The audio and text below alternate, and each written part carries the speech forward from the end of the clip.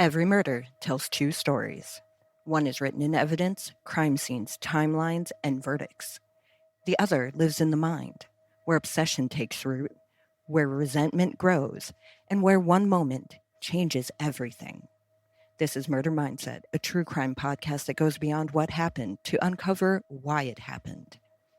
I'm Kelsey Coffey, and in this episode, we step inside the psychology, the relationships, and the warning signs that led to a deadly outcome. Because understanding the mindset is the first step toward understanding the crime.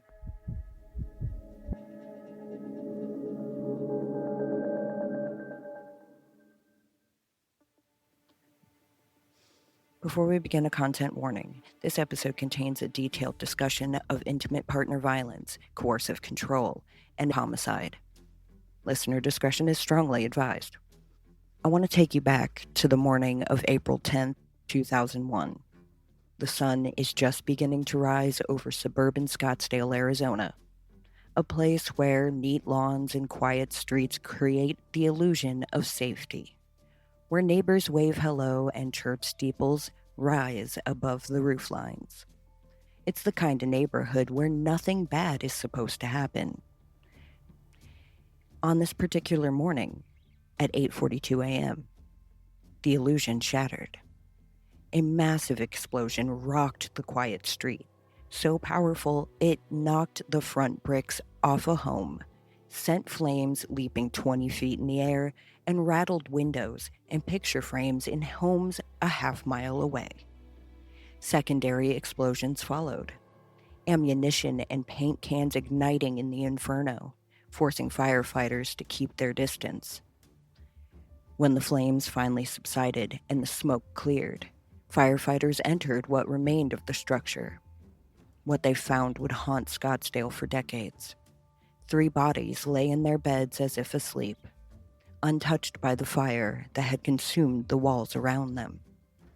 Mary Fisher, 38 years old, lay in the master bedroom. Her daughter Brittany, age 12, was in her bed, and her son Bobby, age 10, lay in his. But they weren't asleep. They were murdered. Mary had been shot in the back of the head, and her throat had been cut deeply. Both children had their throats slashed from ear to ear with such violence that they were nearly decapitated. And then there was the 4th family member, the one who was missing. Robert William Fisher, the father, the husband, the man who should have been in that house, was nowhere to be found. A 40-year-old man who murdered his entire family rather than face divorce. For over 20 years, he has remained at large, one of the longest-running fugitives in FBI history. His case is a master class in hidden violence, in the monsters that live in plain sight, and in the question that has haunted investigators since April 1st. Where is Robert Fisher? And is he still alive? I'm Kelsey Coffey, and this is Murder Mindset. Today we're going to try to understand how a man who appeared devoted to his family, who attended church regularly, who held down a job and presented himself to the world as a functioning member of society, became a calculated murderer.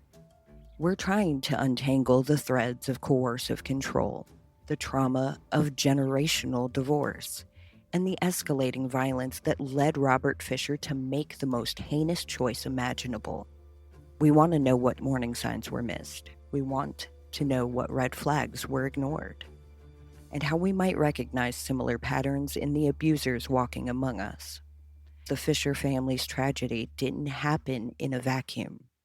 It happened in a home, in a church, in a community full of people who knew Robert Fisher and saw him regularly. And yet somehow, no one saw him clearly enough to stop him. Mary Fisher was born Mary Cooper, and by all accounts, she was the heart of her family. 38 years old at the time of her death, Mary came from a deeply religious, close-knit family that valued faith, tradition, and the sanctity of marriage above almost everything else. She had moved to Scottsdale, Arizona to be close to her family, a choice that reflected her commitment to staying connected to her roots, even as she built her own life. Her faith wasn't performative or casual, it was woven into the fabric of who she was. She sang in church, she volunteered, she raised her children with the intention of instilling in them the same spiritual values that her parents instilled in her. Her friends knew her as warm, as devoted, as a woman who believed in the promise of family and the sanctity of her marriage vows. If you see a woman with a gentle face and kind eyes, the kind of person you would instinctively trust with your children, your secrets, your heart. Brittany and Bobby Fisher were treasured members of the Scottsdale community, even at their young ages. Brittany, at age 12, was bright, academically accomplished. She sang in church as well. Her friends, Monica and Cassie, remember her as a girl with promise, with a future that should have included high school, teenage friendships, college dreams, and an entire life ahead of her. Bobby, at the age of 10, was in that magical age where childhood is transitioning into adolescence, old enough to develop his own interests and personality, young enough to still need his parents' guidance. Unlike his father, Bobby didn't share a passion for hunting or fishing. And that difference, that simple, innocent preference, would later be noted by investigators as one small crack in the facade of the perfect family. Scottsdale itself was a community in transition in 2001. It was a place of relative affluence where good schools and golf courses gave way to stunning desert vistas and a lifestyle many Americans aspired to.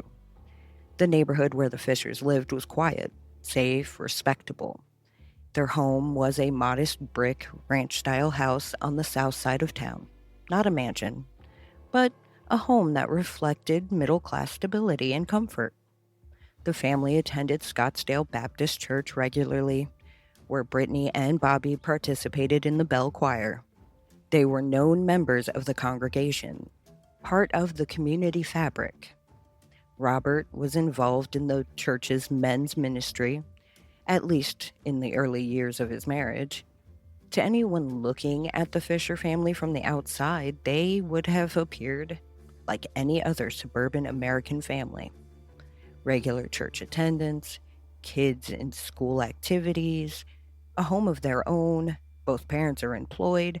No one outside those four walls saw the isolation, the control, the toxic dynamics that were quickly poisoning the family from within. What drove Robert Fisher in those early years of marriage before the cracks became visible was an almost obsessive need for control and permanence. He had made two explicit promises when they married. In 1987, he would be faithful and he would never divorce. The second promise was born of trauma, of a boy's memory of his parents' own painful divorce, a memory so searing that it had shaped his entire understanding of marriage, family, and what it meant to be a man. But control, by its very nature, is fragile. It requires constant maintenance, constant dominance, constant assertion. As the years passed and Mary began to develop her own thoughts, her own will, her own desire to be something more than the woman Robert had cast her as, the cracks in that carefully constructed illusion began to show. The Scottsdale Baptist Church records and community memories would later reveal small telling details about the Fisher household. Mary's faith was the source of her strength, her community, and her hopes for a better life. Robert's faith was more performative. As the years went on, he began to withdraw from the church's men's ministry, from the spiritual community that had once seemed to matter to him. This withdrawal coincided with mounting marital tensions, with affairs, with deception, and growing desperation on Mary's part to find a way out. Her friends saw it, the church saw it, but in 2001, in a deeply religious community, the solutions available to a woman in Mary's position were limited and fraught with complications. To leave was to fail. To stay was to suffer. Mary chose to leave, and that choice would cost her and her children everything. The family dog, a 2-year-old Queensland Heeler mix named Blue, completed the household. Blue was loved by Brittany and Bobby, who played with him and treated him with the kindness that innocent children show to animals in their care. Dogs are sensitive to tension and violence in the home. They feel it in the shifts of the voices, in the sudden silences that follow arguments, in the fear that their humans carry in their bodies. Blue would have felt it too, that creeping dread, that knowledge that something was coming. But no amount of animal intuition could have prepared anyone for what was about to unfold. Robert Fisher was born April 13th, 1961, to William and Jan Fisher. His childhood marked by the kind of fracture that shapes a person's entire understanding of family and commitment. He was 15 years old when his parents divorced. It wasn't a quiet, amicable separation. It was a traumatic, contentious split that left deep scars on young Robert. His father, who worked in banking, gained custody of Robert and his 2 sisters. Robert went to live with his father in Arizona, and in 1979 he joined the U.S. Navy until 1982. That divorce shaped him in ways that would echo through his entire adult life. He would tell coworkers at the Mayo Clinic Hospital, where he worked as a surgical catheter technician and respiratory therapist, that his life could have been different if his mother hadn't left. He developed an almost pathological fear of divorce, a visceral certainty that to repeat his parents' mistake would be a kind of death. So when he met Mary Cooper and married her in 1987, he made 2 promises: fidelity and permanence. But promises made from trauma are rarely the foundation of healthy relationships. The marriage began with the usual hopes and dreams. Mary brought her deep faith and her commitment to family. Robert brought his need for control and his terror of abandonment. They had 2 children, Brittany, born in the late 80s, and Bobby, born in the early 90s. They attended church together. They presented themselves to the community as a functional family and built the life that Robert had promised himself he'd have. But as the years passed, the cracks widened. Robert's controlling behavior began to manifest in ways that struck people who witnessed them as odd, harsh, and sometimes cruel. He was documented spraying Mary with a garden hose when he felt she had spoken out of turn, a public humiliation disguised as correction. When he decided his children needed to learn to swim, he threw them off a boat in the middle of a lake, ignoring their screams and tears as they panicked. When he pulled them back onto the boat, he said, "Now, how's that?" As if he had done something kind rather than traumatizing. He was embarrassed that Bobby didn't share his love for hunting and fishing, as if a boy's preference for different activities was a personal rejection of him as a father. Those who knew the family saw these incidences and a distant father, a controlling husband, but not necessarily dangerous. But there were deeper currents running beneath the surface of the Fisher household. In 1998, after 11 years of marriage, Robert had an affair with a prostitute he met at a massage parlor. When he contracted a urinary tract infection, he tried desperately to hide both the affair and the infection from Mary. During this period, according to friends, Robert began talking about suicide. He was in despair over his marriage, terrified of losing control, desperate at the thought that his family might slip through his fingers. The church's senior pastor was brought in for marriage counseling, a last-ditch effort to salvage the relationship and address what Mary and Robert both recognized were serious issues.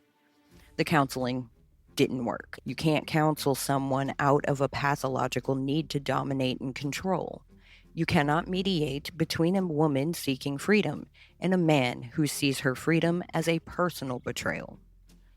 Throughout 2000 and into early 2001, the situation continued to deteriorate. Robert confided to coworkers about his affair with the prostitute, fearing that Mary had discovered it or would discover it. Neighbors reported hearing the couple arguing loudly and frequently, the fights escalating over the months. "You're worthless," Mary's voice could be heard.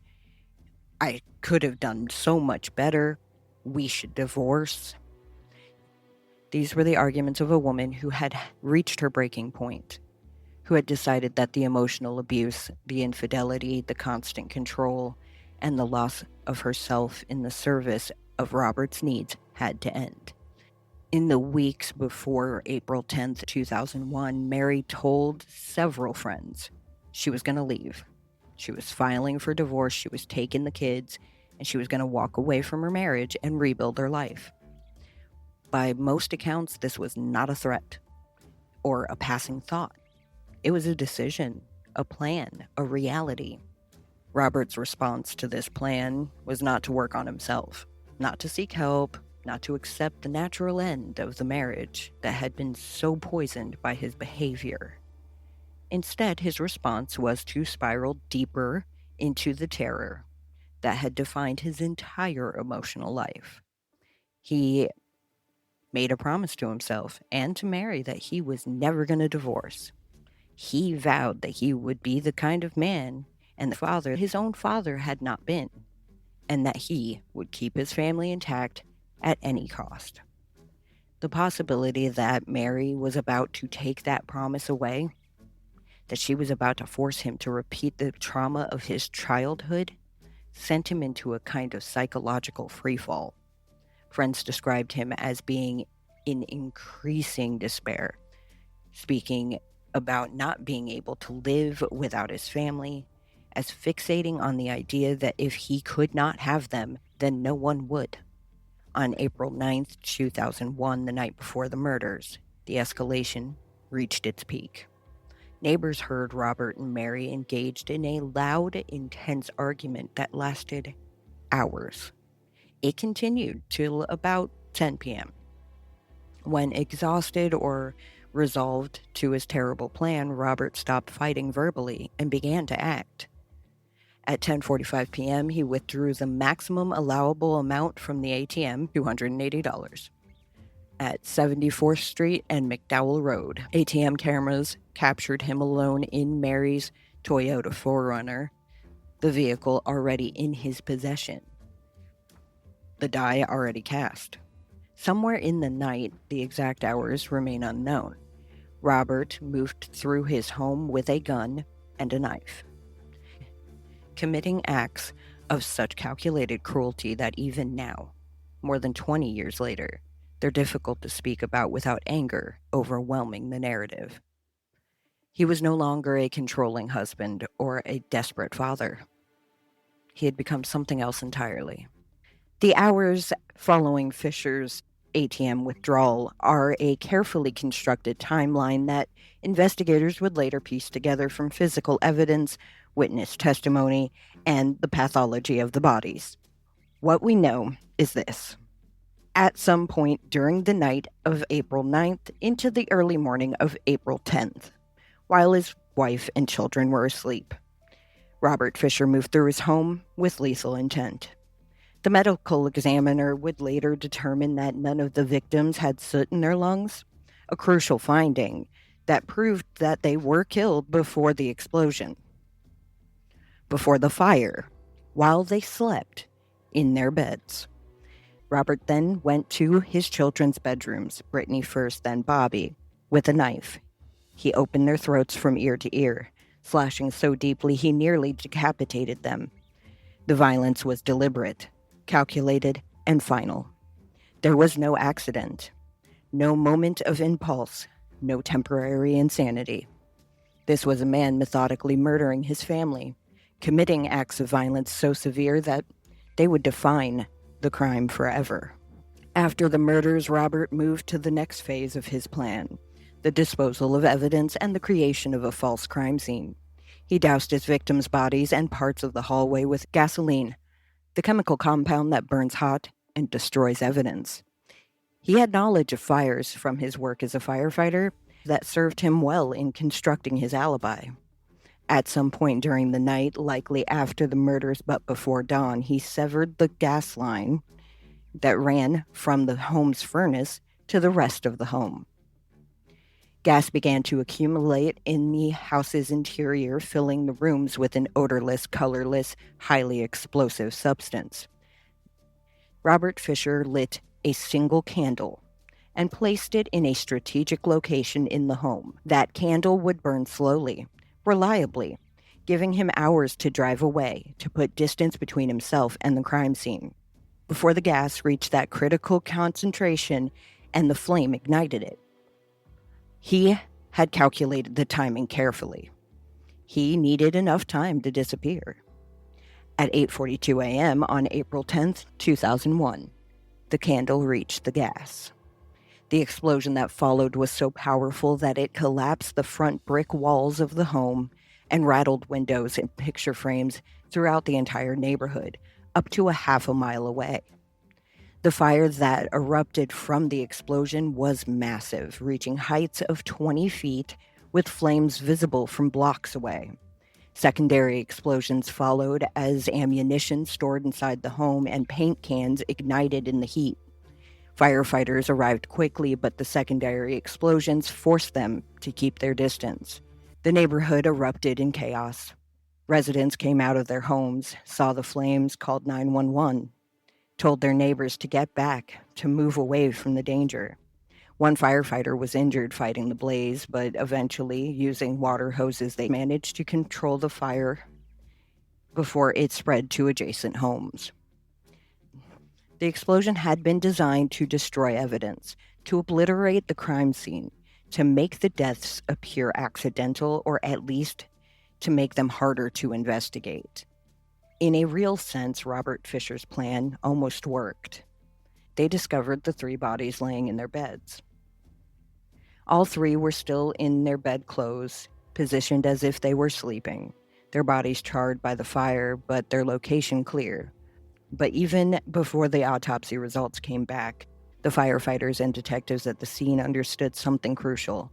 These 3 people had not died in that explosion. When the gas ignited, if they had been conscious and awake, they would have been thrown about by the blast, moved from their beds, scattered throughout the home. But they lay exactly where Robert Fisher had left them. They had been murdered before the fire, killed before the explosion, their throats already cut, their heads already shot, when the candle reached that flame. Robert Fisher's attempt to disguise homicide as an accident had worked just well enough to create problems for investigators. The fire had destroyed much of the evidence, the timing was unclear, the sequence of events had to be carefully reconstructed, but not well enough to prevent the truth from emerging. The physical evidence, the crime scene, and the bodies themselves told a story that could not be denied. The family dog Blue was missing. Mary's Toyota 4Runner was gone. And Robert William Fisher, the father, the husband, the man whose family lay dead in the burnt-out shell of his home, had vanished. Neighbors reported seeing a vehicle leave the neighborhood in the early morning hours, though the exact time and exact details would be difficult to pin down. Investigators knew based on the timeline that Robert had to have left sometime during the night, after the murders were complete, after the accelerant was applied, after the candle was lit, but before the explosion at 8:42 a.m. That meant he had several hours, at least 5 or 6, to drive away, to put distance between himself and Scottsdale, to begin his life as a fugitive. By the time firefighters were pulling bodies from the rubble, by the time the reality of the crime was becoming clear, Robert Fisher was likely well away from the scene, driving north into Arizona desert. The family dog beside him, the full weight of what he had done settling into his mind like a stone. The investigation that followed was thorough, intensive, and ultimately frustrated by the very act of destruction that Robert Fisher had intended.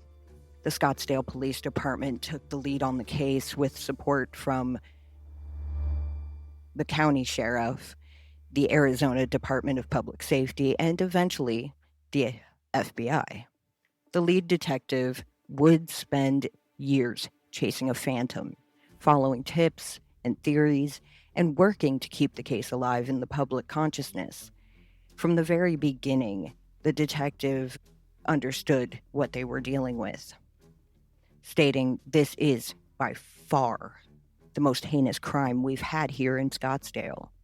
He would later tell reporters, and the weight of that statement carried through the entire investigation. Mary, Brittany, and Bobby Fisher were not just statistics. They were a family, and their deaths represented not just a crime, but a failure to see danger coming, a failure to intervene before it was too late. The forensic evidence began to tell a story that contradicted any possibility of accident or innocent explanation. The medical examiner's determination that there was no soot in the lungs of any of the three victims was a critical finding. Soot in the lungs indicates that a person was breathing when smoke was present, which would only occur if they were alive during the fire. The complete absence of soot proved, beyond a shadow of a doubt, that all three victims were dead before the explosion, before the flames, before the rescue efforts even began. The autopsy findings on each victim were precise and devastating. Mary had been shot in the back of the head, a forensic finding consistent with execution-style murder, and her throat was cut deeply. Both Bobby and Brittany showed identical throat lacerations, cuts that were described as going from ear to ear, so severe that they were nearly decapitated. Of this method, the consistency of the injuries and the positioning of the bodies all pointed to one conclusion.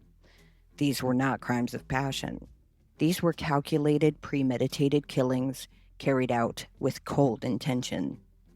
The crime scene itself, despite the destruction caused by the explosion and fire, yielded important evidence about the sequence of events and the planning that had preceded them. Investigators found that the natural gas line had been deliberately severed, not broken by the explosion, but cut intentionally before the fire, possibly with tools, definitely with knowledge and intent.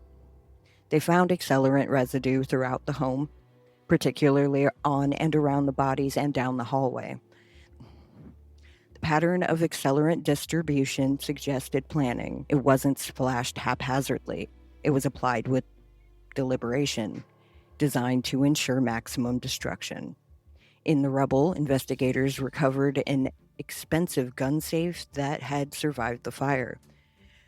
Robert Fisher had taken the time to secure his weapons before murdering his family, suggesting that he had thought of the possibility of needing these weapons, possibly for protection or hunting, possibly for other reasons entirely. The fact that the safe survived while the bodies didn't suggested a chilling set of priorities. The timeline began to come together through a combination of witness statements, surveillance footage, and careful investigation. Neighbors had heard the argument at approximately 10 p.m. on April 9th.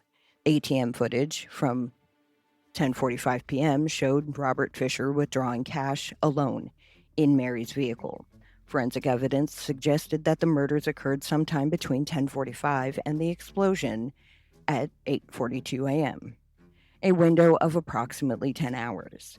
The deliberate severing of the gas line and the placement of the candle suggested that Robert had calculated how long the gas would take to accumulate, how long the candle would take to burn down to the appropriate level, and how much time it would give him to flee. The precision of this calculation, combined with his knowledge of fires from his work as a firefighter, indicated planning that had extended beyond the moment of violence. He hadn't snapped in a moment of rage and then fled. He had thought about it. He had thought about what he was going to do, how he was going to do it, and what would happen after. On April 13th, just 3 days after the explosion, police officially identified Robert Fisher as a murder suspect based on the accumulating evidence and the obvious fact that he was missing from the crime scene when his entire family had been murdered. Bulletin was issued instructing officers throughout Arizona to arrest Robert William Fisher on site. By April 20th, the search had become regional in scope. In the Tonto National Forest, about 100 miles northeast of Scottsdale, near the town of Young and Payson, discovered Mary's Toyota 4Runner abandoned in the forest. Inside and under the vehicle, investigators found the family dog, Blue, 2-year-old Queensland Heeler mix. Blue was alive, but in terrible condition, severely dehydrated, malnourished, and traumatized. He was hiding under the vehicle, sheltering from the desert sun.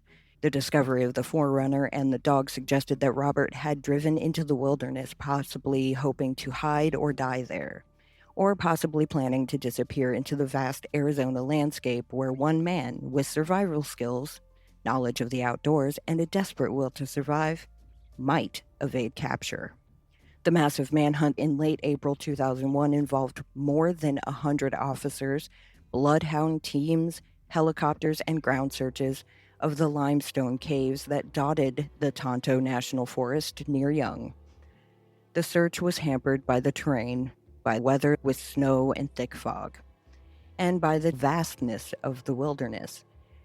Officers would later speculate that Robert might have hidden one of the caves, might have somehow hitched a ride or received help from someone who knew the area.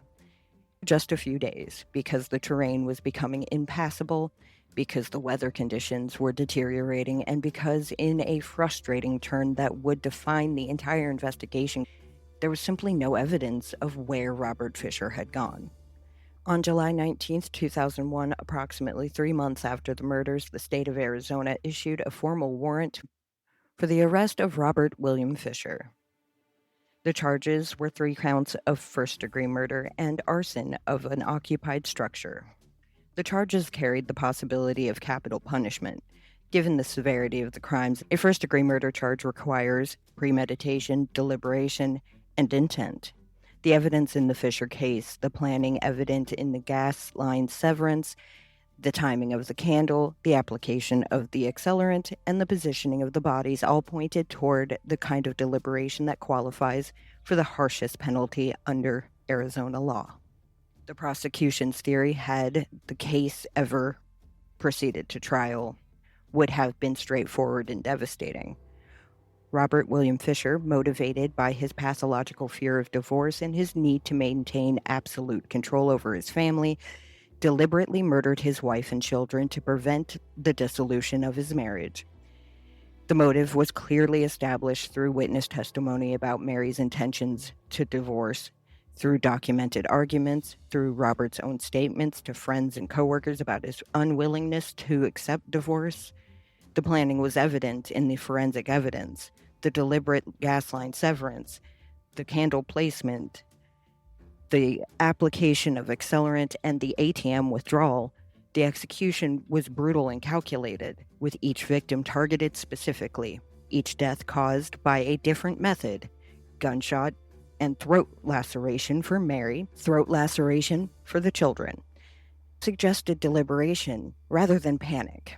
The prosecution would have built a case that showed Robert Fisher's entire life leading to this moment: his childhood trauma, his obsession with preventing divorce at any cost, his escalating control over his family, his infidelities and deceptions, his growing desperation as Mary moved toward leaving him. The case would have presented a portrait of a man for whom the murder of his family seemed in his mind preferable to the dissolution of his marriage. But there would be no trial. There would be no defense presented, no attorneys arguing for reasonable doubt, no jury deliberation. Because Robert William Fisher, the only suspect in the murders of Mary, Brittany, and Bobby Fisher, would never be apprehended. No defense strategy would ever be tested. No cross-examination of evidence would ever occur. The case would remain eternally poised on the edge of prosecution, charged investigated, scrutinized, but never adjudicated in the courtroom where the accused could mount a defense, where witnesses could be questioned, where the full machinery of the justice system could operate.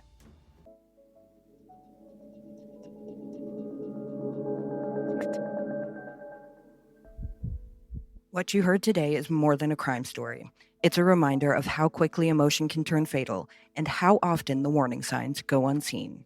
If you or someone you know is experiencing violence, coercion, or emotional abuse, help is available, and reaching out can save lives.